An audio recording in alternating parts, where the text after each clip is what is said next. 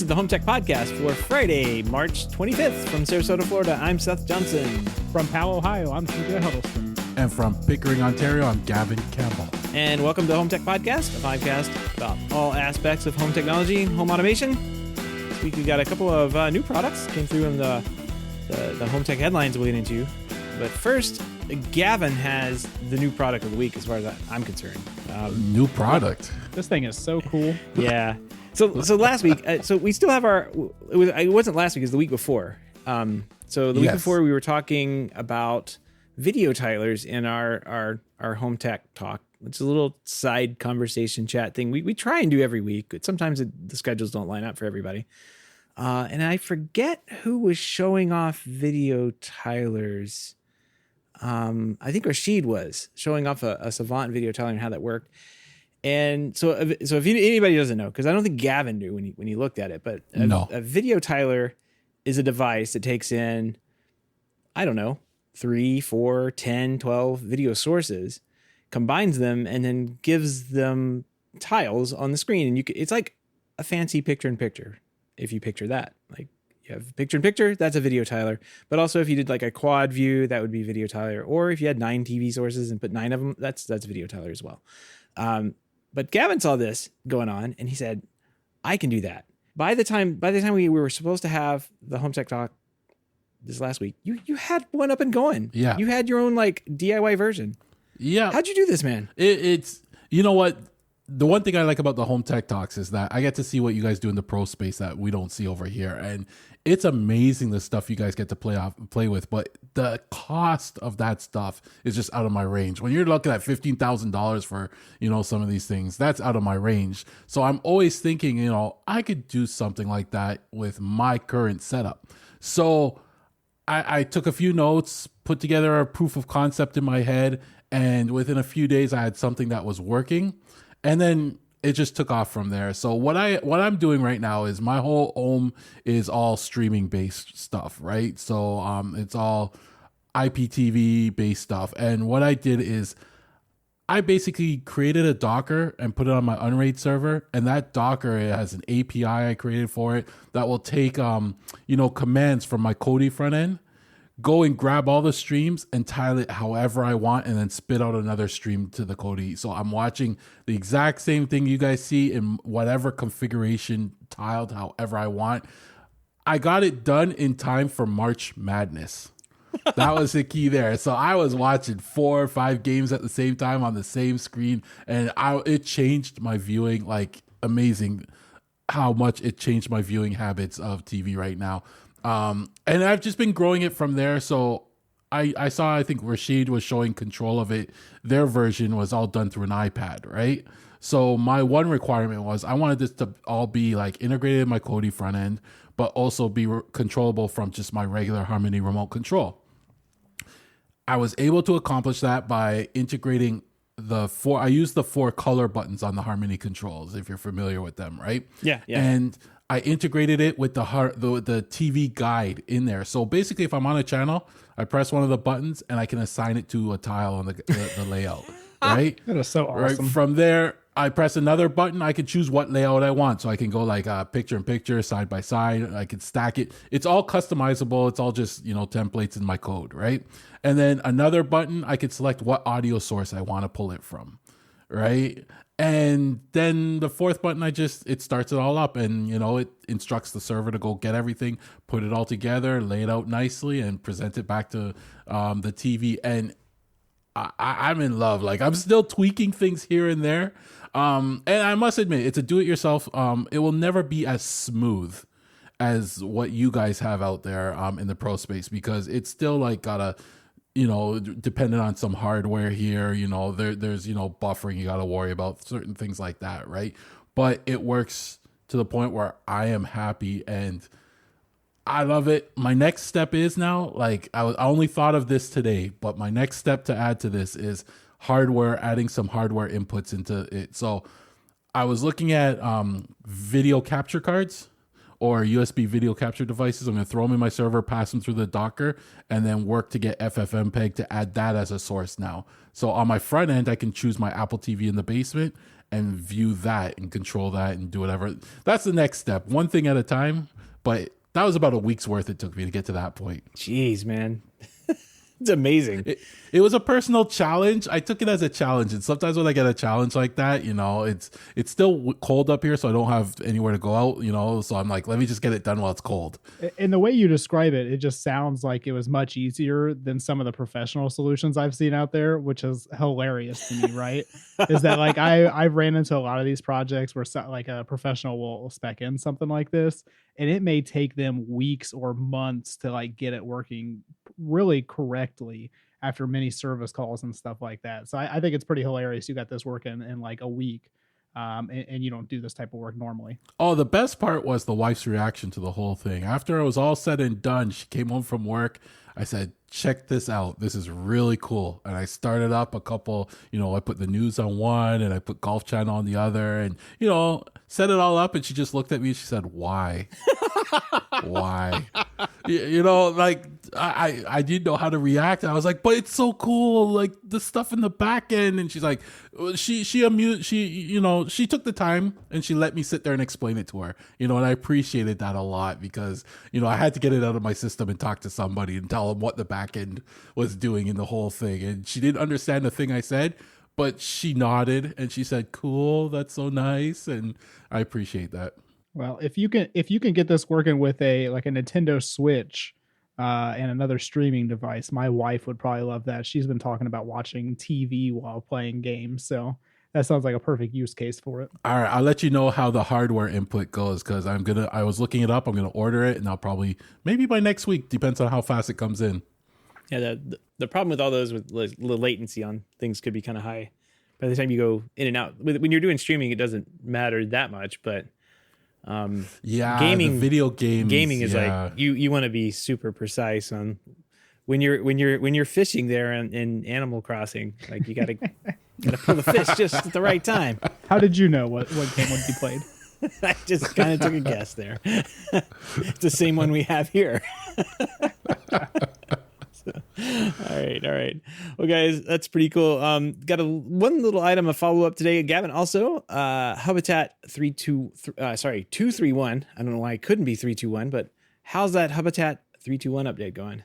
Amazing. So I'm part of the beta crew. I've been playing with the Habitat betas for a number of weeks now, and the only reason I'm really pushing this one is because, again, I mentioned it last week, the Z-Wave update is a game changer. It makes the hub run so much better with Z-Wave devices. If you're a Habitat user, do the upgrade, update your Z-Wave, give it some time to, settle down, and you'll be happy. Very cool. Yeah, it looks like there's a couple of new drivers and new compatible devices and some. They do that with all their updates. Yeah. There's always new drivers. There's no features, new this, but the key thing was the Z-Wave update to me. So this is what you were talking about was in beta, and now this is rolling out to everybody, right? Yes, and with Habitat, it's all optional, so you don't have to update. And the nice thing with Habitat, you can take backups. You can roll back if you don't like an update. You can roll back to the previous version. You just can't roll back the Z-Wave firmware, so keep that in mind. But you won't want to after that. Right. Yeah, it's a good thing you pointed this out. I actually updated my hub right before we jumped on the call here. And it may lead me to actually set up my Habitat hub. It has not been properly set up yet, but this might be the push I need. Cool. Well, with that, what do you say we jump into some HomeTech headlines? Let's do it. All right, SwitchBot, the company that revolutionized remote flushing toilets, has launched a new powered outlet this week. It's called the SwitchBot Plug Mini. It's actually a small plug.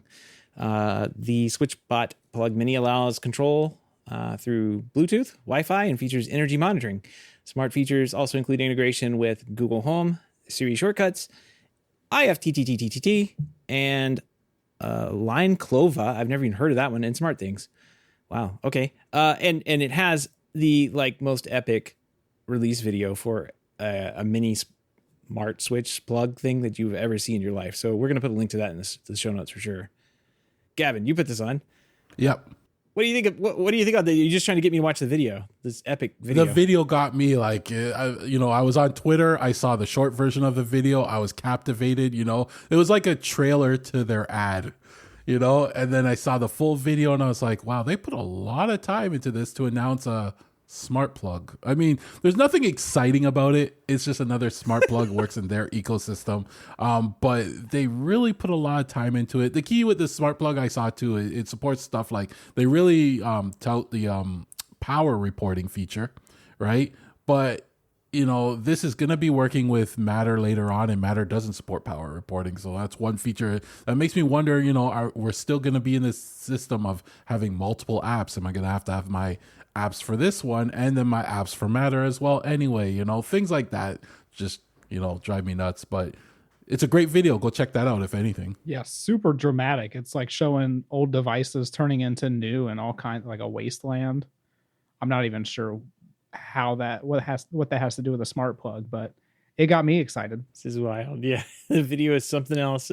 I do know of a number of devices that have it's just like smart outlets like this that have the energy reporting stuff built into them, but none of them at this price point. So a single one is $11.99, 2-pack is $18.99, and a 4-pack is all of $30. So kind of a really crazy price point. I guess that kind of falls in line with the rest of their products, though. It's crazy they were able to put 3 different chips into it during the chip shortage.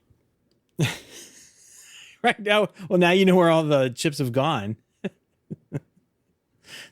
They're all in these little SwitchBot mini plugs. So we saw what people did with the SwitchBot, the original device. Now they're flushing toilets with it. I wonder what they're going to end up doing with this one. So we'll have to keep an eye on this device and see where it goes. All right. Speaking of seeing where devices go, following releasing some smart mapping technology for the mid-range Roomba i3, iRobot is launching Siri support for its various robot vacuums as part of its 4.0 Genius Home Intelligence app update. Other new features include room-specific cleaning preferences like multiple passes over tough-to-clean areas, child and pet lock, and the ability to set Do Not Disturb timeframes when you don't want your robot vacuum to run. Additionally, iRobot's recently released J7 vacuum is now able to identify and avoid clothing and towels that are on the floor. Siri integration is tied to Apple's shortcuts, so it allows you to set up custom phrases to get your supported Roomba cleaning using Siri. Unlike Alexa and Google Assistant integrations, voice commands to clean individual rooms are just not supported just yet. They may be in the future, but not yet. And they've also lowered the price on the i3 Evo to $499 and $699 for the iRoomba i3 Evo Plus. So that Genius 4.0 update is rolling out globally until the end of June 2022. TJ, I like this feature here for the J7 where it can avoid clothing and towels. That means I don't have to actually clean up my house before the robot tries to clean it. Yeah, robot vacuums kind of look more appealing to me every year. I've never actually owned one, but I've read a lot about them, and they've always seemed like a good idea, but I've never been ready to jump on them. And they keep adding features like this, like the scheduling, the Do Not Disturb, and some other options to it that make it really appealing to me. I think once they bring down the pricing of the auto dock and auto empty ones, I'll probably jump into that. I think last I looked, they were like $800 to $1,000 for one of the auto emptying ones. But robot vacuums, they're super popular and they're only going to get better. I jumped into the robot vacuum thing. Actually, my Roomba's birthday is next week. I got happy birthday, that. Roomba. Buy it a gift. It's going to be sitting there in the corner, just like Walt saying, it's my birthday and nobody will know or care. Right? That's an after party reference for, those that have watched it. But anyways, I jumped on the robot vacuum thing last year, and I started off with a cheap one. It was on sale, got $200. Their EchoVac was the one, And it was just frustrating, right? Didn't have mapping. It didn't have any of those fancy features. And it would just get stuck in a room going in circles and circles till the battery died. It never found the dock. And I just, got rid of it. So then I finally said, no, there's got to be more to this. So I bought the Roomba i7 Plus at the time. I got it online like half the price. I couldn't afford the bigger, the more expensive one. It's actually a game changer. It really is worth, like we don't vacuum as much as we have to. Every now and then we still have to go around with the vacuum and get these little corners and little things that it can't get to. But the whole mapping thing is a key feature right there. If it maps out your room and you could tell it to avoid, like I'll have a carpet in the middle of a room, I say avoid that carpet because it's too shaggy for it. I don't want it to get stuck on. It's amazing how well it works. I can drop it in another room and say go home and it will find its way back home. It knows where it is. It maps 2 floors. So once a week, I'll just take it upstairs. I put it in wherever I want it to end. I press go and it does the whole upstairs and then finishes right at that same spot and then lets me know. And then I take it back down to its base, right? Like it's like another child. It's come down to that. But in terms of integration, it took the wife a while to get used to it because I named it Dusty, but the A lady doesn't respect the name, so you still have to say tell Roomba to do whatever. But she uses it a lot. When she drops something in the kitchen or something, she'll just, I hear her. And every time I hear her do this, I'm like, yes, it's like a little success, you just feel it right there. But she uses it and she'll just say, go clean the laundry room. It goes, cleans the laundry room, goes back to its base and empties itself out. It's actually, they're really impressive. And the features I'm seeing some of them come out with now are even more impressive of what they could do mopping and vacuuming and how they detect things. I'm now at the point where if you're going to invest in a robot vacuum, now's the time. Don't cheap out. Just get the good one because it'll just reduce the frustration. Yeah, I bought the cheap one. It was one of those back when what was that company that was around? Woot, I think, years ago. You could buy the cheap robot vacuums for like a few $100, and I did that. And then I went and found this company, Roo Wi-Fi. I don't know if you've ever seen that, but they had a little chip that you could attach the diagnostic port on the top of your certain ones, and it worked for mine. But the vacuum still didn't work. It was like, okay, now it's Wi-Fi enabled, but it didn't work any better. So I can control it from my phone, but it still doesn't clean very well. But the mapping stuff looks really cool. I'd really like to get one of those. The mapping is key because that's how it knows. It spins around, it will know what room it's in. And then it will go from there, right? And that is the most important feature I find on the whole thing, because it will know where to clean, how to clean, and it will find its way out of the room and go to the next room. It's kind of cool to watch. Yeah, I was looking at robot vacuums or robot lawnmowers recently, sorry. And one of the complaints there was that it doesn't actually map. It just basically runs until it runs into something and then starts over again. And I was like, that just sounds awful. So I'm glad that they have that on robot vacuums at least. It's a little more, so it could be potentially a little more difficult to map out a property with a robot. Well, and one of the other big complaints was that it gets stuck in ruts. So I feel like you have a lot of problems with that. And they have the robot snow blowers. Those are the other thing coming out now, robot snow blowers. It doesn't have to be big. It doesn't have to be powerful because you just program it to go out more often and frequently and just keep doing your driveway. I just think in my neighborhood, the first time someone sees that, it will be gone. It won't last. The car will stop. It will get thrown in the trunk and they'll take off with it. They'll be, Just add an air tag to it. You'll be all right. There you go. I'll 3D print you a holder for it. Yeah. There we go. We got it all figured out. But yeah, the robot lawnmowers are the same way, where they go out and mow your lawn more often than you normally would. But I'm on a grade here, and I think I'd have to get a pretty like hefty duty one, and I really don't want to. I don't know. I just don't want to deal with it. So yeah, tired of mowing the lawn. I mowed the lawn like twice this week. It's ridiculous. I wish I could mow my lawn right now, but still minus. Actually, it's 10 degrees Celsius, I think, today. I never minded mowing the lawn as much, though, because it's a nice quiet time. You get to listen to some music, and everybody just kind of leaves you alone. Yeah. Yeah. I don't know. I just don't like my lawnmower. It's old and cranky. Gotta get one of those self-propelled ones. Yeah, I mean it's a rider one, but it's just cranky. It's like it. What I need to do is automate it, right? And then I could just like let it drive around and do its thing. It'd probably just cut the whole lawn up, though. It's harder than it sounds. Yeah. All right. Well, let's move it on here. Big news this week. Kind of after we stopped recording the show last week.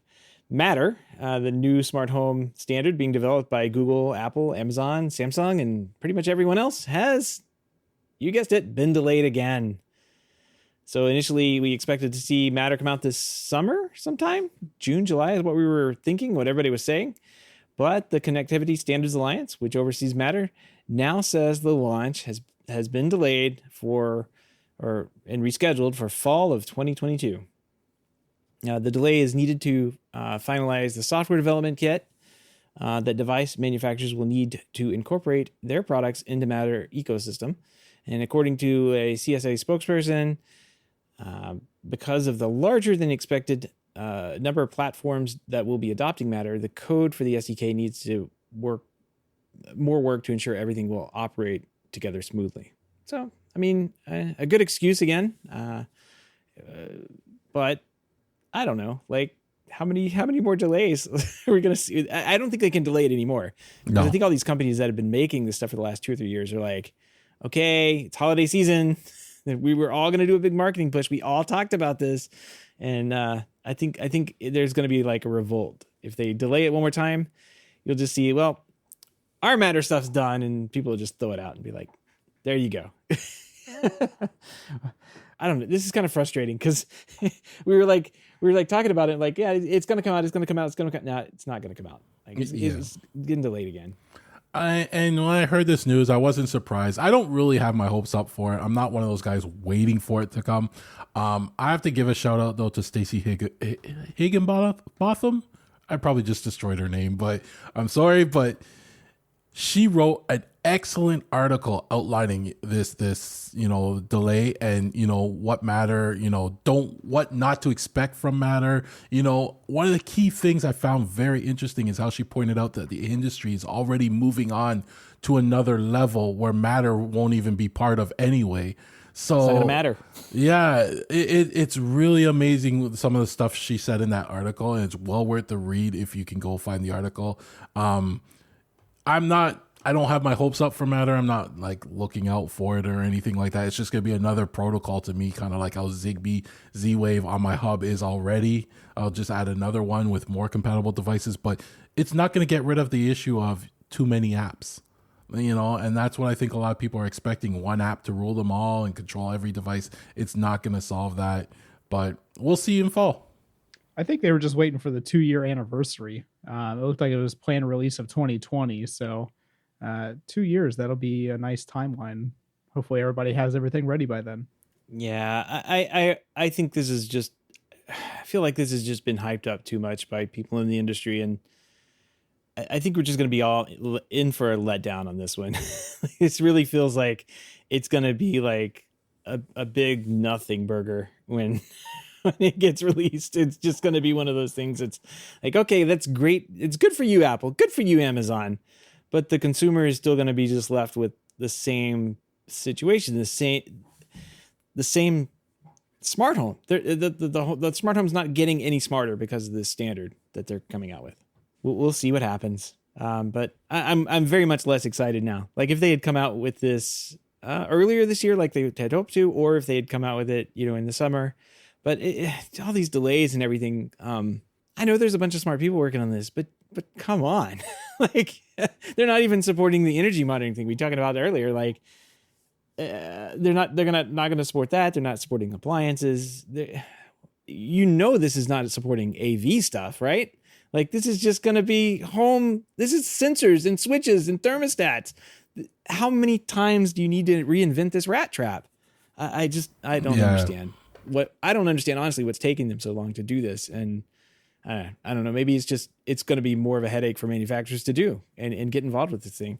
But I don't know. I'm gonna have to read that. I missed this article from Stacey. I'm gonna put it in the show notes, but I'm gonna go back and read that and see and get her. She always has a great perspective on this stuff.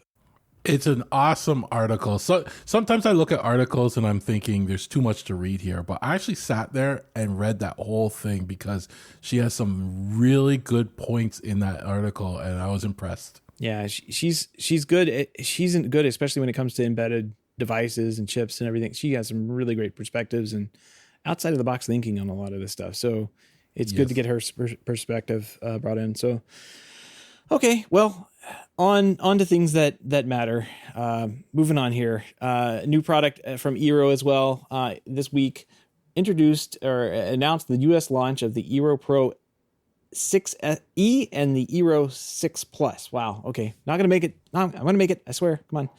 All right. The eero Pro 6E. Let's start with that one. Supports network speeds up to 2.3 gigabits per second when using both wired and up to a gigabit. And wireless up to 1.3 gigabits on client devices. Coverage for 100 plus devices and offers access to the newly authorized 6 gigahertz band. That's the special E you see there on the 6E devices.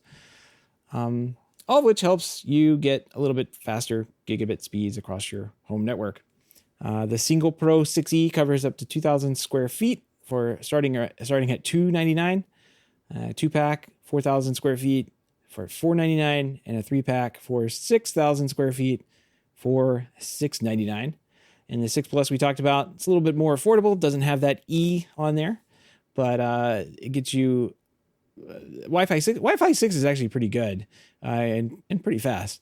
So you'll get access to the 160 megahertz radio channels for 75 devices that can be simultaneously connected. Single eero 6 Plus covers 1,500 square feet for $139, 2-pack 3,000 square feet for $239, and a 3-pack for 4,500 square feet for $299. And if you still want an even more affordable Wi-Fi 6 performance, the eero 6 is now available starting at $89. So I think that's the old one, right? That's been out for a while. Nobody wants to talk about that eero 6. Get out of here. Gavin, I know you just replaced all your stuff with Ubiquiti. You excited about the 6E? You going to go out and grab one or two? No. But that being said, I wouldn't discourage somebody from getting it. It looks really cool. I look at this announcement, I'm like, yeah, faster, more coverage, et cetera, the usual things. But the stuff that stood out to me were they have a Zigbee hub built into it now, right? So now this will allow you to add all your Zigbee devices to it, and it exposes those to the Amazon devices. You no longer need, I'm guessing you no longer need the more expensive Amazon devices with the Zigbee built in because you're going through all your eeros at this point. And I wonder if it's going to have more than one. It will probably just have, you can only have one, I think, anyway. So it will be really cool for the smart home, strengthening the smart home, bringing things together. It's also got support to be, what do they call it? A thread gateway. Border router, yeah. Border router, that's what it is. A thread border router. So they're preparing for Matter. They're future-proofed. If you're looking to upgrade your network, you want to go eero, it's worth just spending the money, getting this stuff, because you'll be future-proofed for a lot of years to come. And eero has always been a great drop-in, you just set it up, easy setup, and it just works. Yeah. So TJ, 6 Plus or the Pro 6E, which one are you doing? The 6E really isn't that bad priced. If you're looking for, a Wi-Fi, not if you compare to other brands. I mean, it's actually exactly. And I was just looking at the Orbi 6E, and that one's gets faster speeds, but it's $1,500 or something for a 3-pack. So this is a very good price. I think a lot of our clients would probably just do it, just because they're already spending, $300, $400, $500 on Wi-Fi anyway.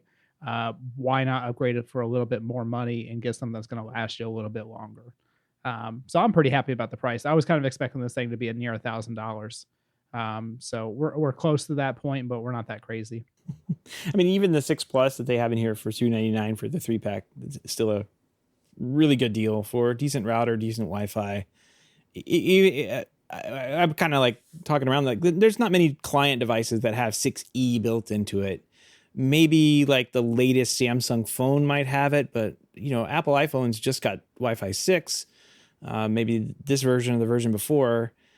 And yeah, that makes it makes your internet a little bit faster on your phone, but not noticeably faster, and at a certain point, I'm topping out what I can do on my phone. Kind of like right now, I'm matching what I can do on Wi-Fi 6 with what my ISP is actually providing me with download speed. So I don't know that going any faster for 6E is going to be worth it for me. Maybe there's something coming out in the future, but even if there is, and it's only a $6.99 upgrade, or by the time I have a phone that rolls around, the Pro 6E might be the $89 version, and they may be on Wi-Fi 8 or whatever, by then. So, and the other nice thing about this is it comes with a 2.5 gigabit port on it, right? So a number of service ISPs up here have been offering 2 gigabit service down, but we didn't have any sort of router or device that can handle it. They were all 1 gigabit devices. So having this actually is a positive as well, because now it can handle that. Right, and that's only on the Pro 6E. That's not on the 6 Plus. The 6 Plus has 2 gigabit Ethernet ports, but not the 2.5.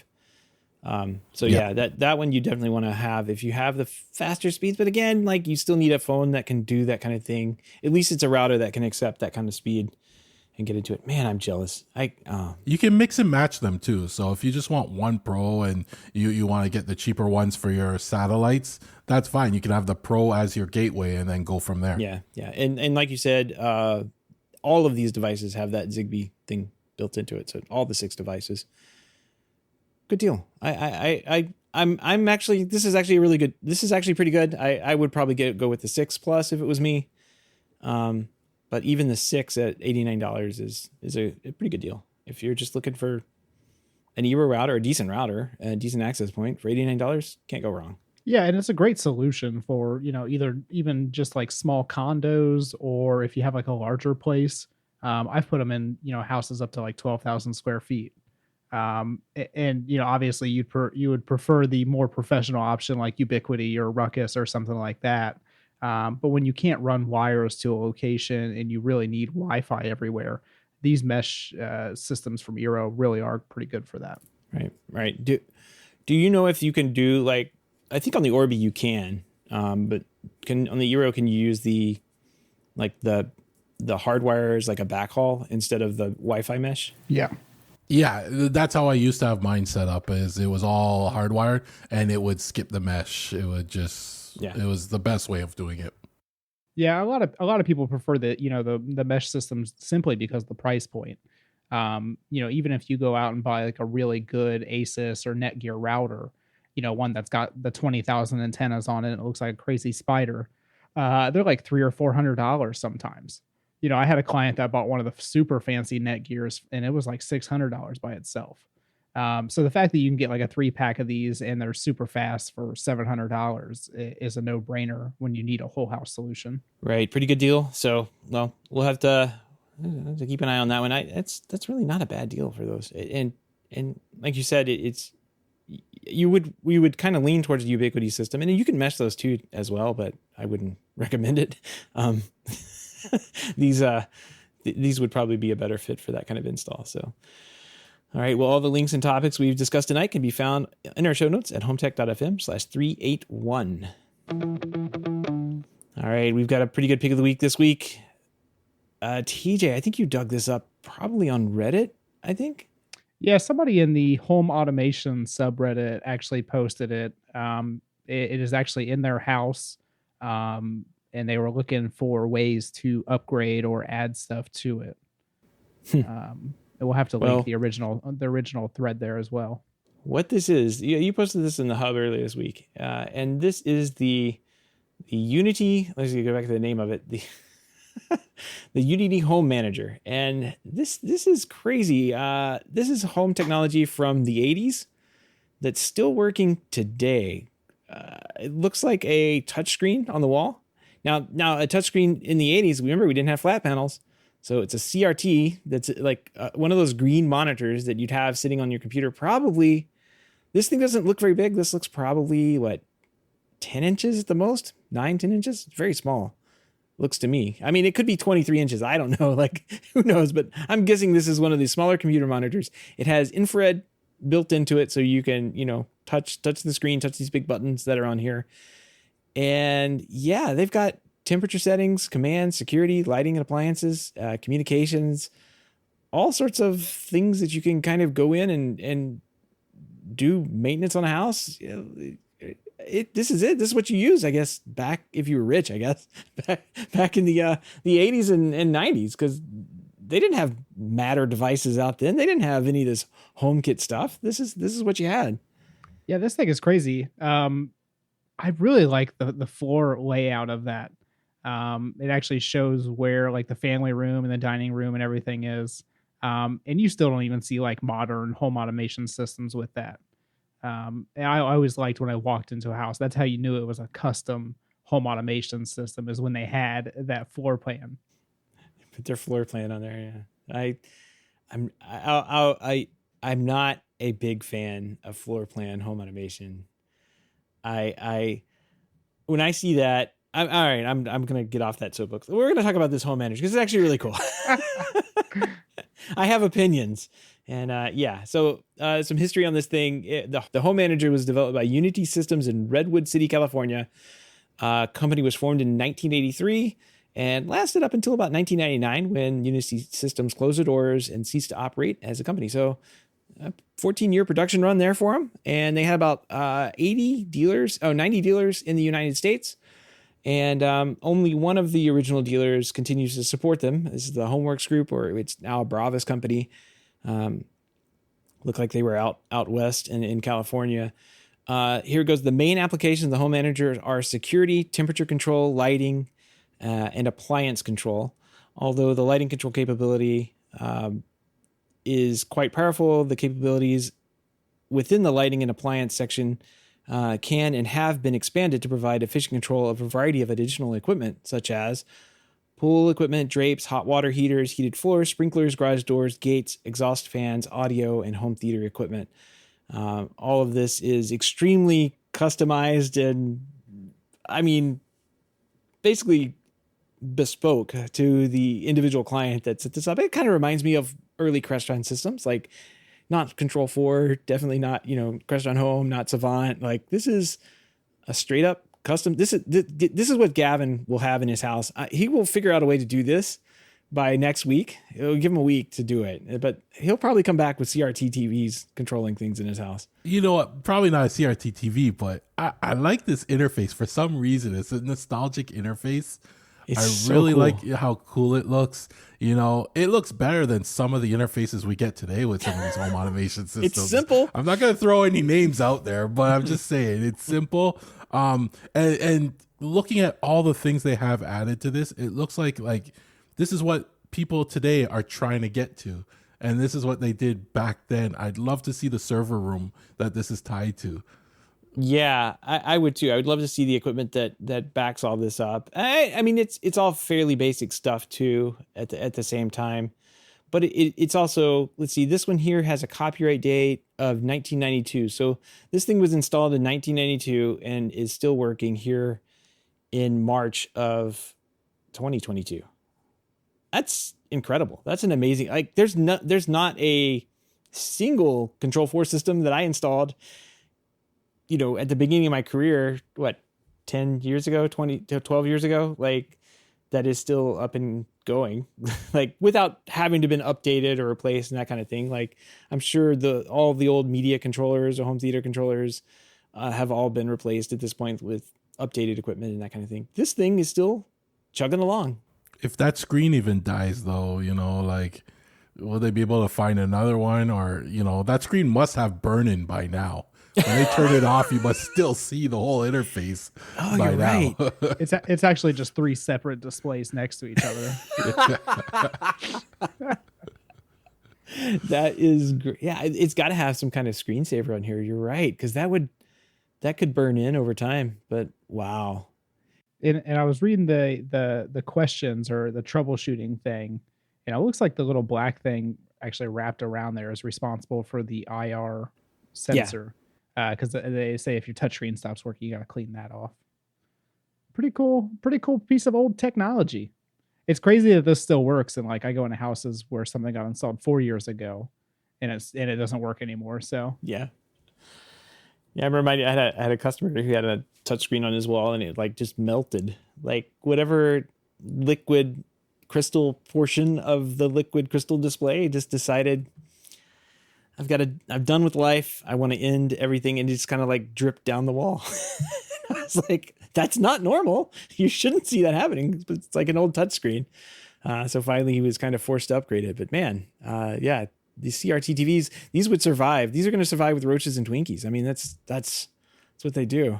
But I am on their website, and they have a Series 2 home manager that looks like it's been updated for a more modern color touchscreen type thing. But I don't know. I think if they came to me, my installer came to me and said, we're going to upgrade you, and here's the new version, I would say, no, I want it to be green and black, 2 colors. Make it like the old one. I gotta have that. Yeah, I wonder how much a service call for this costs, because supposedly they still service them. I dare somebody to email the company and ask them if they're going to add Matter support. Copy us on the email. People who have hacked in home automation this long will probably say, yeah, we've already done it. Like these are, wow, this is pretty wild. And even looking through some of the like the screenshots, you can tell these are very large homes that this would be incorporated into, and have kind of like integrations with. Yeah, this very interesting. It's interesting to see like this. I want to say this is a one-off solution, but it's very customized and bespoke for like just a few people. And I swear I have seen one of these. There was not a hotel, a condo I went into in Chicago, and it had something very similar to what you saw in the first one, but I swear it was like an AMX controller that was running the whole thing. But I could be wrong, but the interface looked extremely similar to that little green menu that you see. And I guess, I mean, thinking about it, like what options do you have? Like you have green boxes and green text. Everything looks like that. Yeah. But it's just very cool to see still working. And at least for this guy, and had the right date on it. I mean, Y2K, not even a problem. It just keeps chugging along. So yeah, this picture was taken as of the 22nd of March. Yesterday. That's wow. That's impressive. There we go. If you have any feedback, questions, comments, picks of the weeks, or great ideas for the show, give us a shout.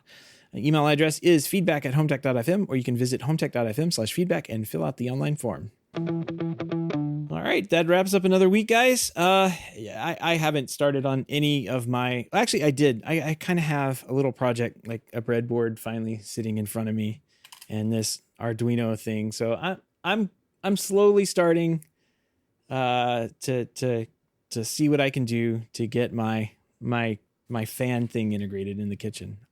But I've got to time it right. My wife can't be around, and that's the key part. They got to leave the house. You reminded me. I gotta thank you, because I would have been in there like just screws and stuff just on the floor, and she would have walked in and seen that and then been like, "What are you doing?" And I'd be like, "Oh well, I'm gonna make this smart," and then I would have been reminded of all like the other million things that I need to get done before I take on a new project. So and make sure you add time in there to get rid of some of the evidence. So like to vacuum up the dust and hide the tools. You need an extra hour to get rid of. So when she walks in, she sees nothing different. Right. And then you just show her one day. Yeah, you don't have to tell her for like 6 months. So you just like activate it with your voice, and she's like, "Wait a minute, what?" Yeah, just make sure you don't break it. Yeah, you never live it down. Yeah, well, that could be we'll see. We'll see what happens. That could be a problem. I don't know. I do know like mostly what I want to do with it, and like control the lights and turn the lights on and off would be one thing, but also just putting like a generic timer on the fan, because that thing, like you leave it on for too long, it's just really annoying. So I'd rather just turn it off, or whatever when it needs to turn off. So hopefully hopefully those two things, and then maybe one other thing. If I can throw it in, I'll get that in there. But this is a little Arduino. I think I can pull it off with this. Seems capable. And I've got a couple other projects I'd like to do. So we'll see. But you guys have anything going on? Projects for the upcoming week you got planned? Definitely nothing as cool as Gavin has going on with his Tyler. right. But we just bought a new, bigger van, so I am currently in the process of getting that lettered up and working on putting a radio in there with a backup camera and shelving and all the other money that goes into buying a new van. So I will be spending my next couple weeks with that, unfortunately. Just make sure you have a budget for gas. That's the most important thing right there. If anybody is filling up a service vehicle right now, I feel sorry for you. I filled up the empty tank that the dealer left me in my brand new vehicle. And it was $102 to fill it up. I think it was like 26 gallons or something. So that I definitely felt that immediately. It's a good inaugural gas fill up there. You won't forget that one. It hurts so bad. Yeah. I think unfortunately gas prices are going to be up for quite a long time now, next 2 or 3 years before they start coming back down, because it's just what they like to do to us. Like they go up instantly, right? Like go up like that, but it just like they're just going to hang out, float around the top until they come back down. Well, and James in the chat supposedly did the math the other day, and if I bought the same gas in the UK, it would have been $212. So glad I'm not over there right now. Yeah, it seems to be. I mean, it's more expensive. If anybody in America fills up a service vehicle or a van or SUV and it costs them over $200, I think there would be riots in the streets because that's just the way we are. Canada, we're getting close to that. Getting close, yeah. I think we're at the $200 mark for a service van right now. So like it's ridiculous. Yeah, there's a flipping point. I mean, the only thing we can do, literally the only thing we can do, and it's proven, is just not buy gas. Like that's our one ace card. Like we saw that work. That actually worked. It crashed oil. But then yeah, they got us back. Ugh. All right. Anyway. Yeah. Well, gas prices, man. What a mess. But what isn't a mess? What is a mess? We want to give a big thank you to everyone who supports the show, but especially those who are able to financially support our show through our Patreon page. If you don't know about our Patreon page, head on over to HomeTech.fm/support to learn how you can support HomeTech for as little as $1 a month. And any pledge over $5 a month gets you a big shout out on the show, but every pledge gets you an invite to our private Slack chat, The Hub, where you and other supporters of the show can gather every day and look over van wraps with TJ. Man, there were so many van wraps in there today. Like, great ideas going back and forth. I can't wait to see what you come up with. All kinds of random conversations today. And that's the beauty of the Hub, is you get like input from guys that have done it before, and they have valuable input. And that's that's why you want to be in the Hub. Yeah, exactly. And Richard was asking about like cabinet lighting, which reminded me that's another project I should probably do before I go down this road. Anyway, yeah, I need to get the cabinets lit up because we have no pantry lighting. Yeah. Anyway, if you want to help out but can't support financially, I totally understand the way gas prices are these days. We just appreciate a 5-star review or positive rating in your podcast app of choice there. That wraps up another week of Home Tech. For everyone here, have a great weekend, and we will see you next week. Take care. Have a good one.